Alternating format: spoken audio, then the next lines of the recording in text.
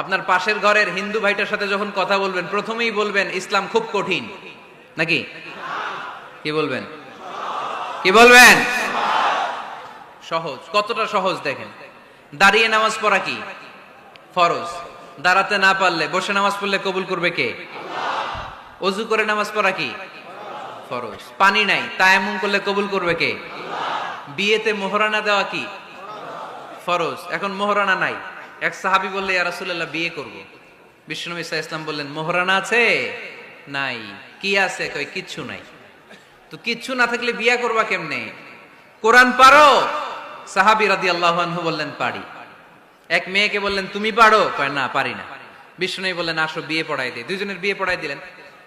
বিয়ে শেষে বললেন মা, তোমার স্বামীর পার্থিব জগতের কোনো সম্পদ নাই যেটা দিয়ে মোহরানা আদায় করবে। তুমি কোরআন পারো না, কিন্তু তোমার স্বামী সাহাবী কোরআন পারে, সে প্রতিদিন আর রাতে তোমাকে একটু একটু করে কোরআন শিখাইয়া দিবে, এটাই মা তোর বিয়ের মোহর।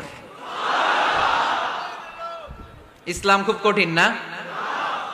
আমরা কঠিন বানাইছি মৌলবীরা, ঠিক কিনা?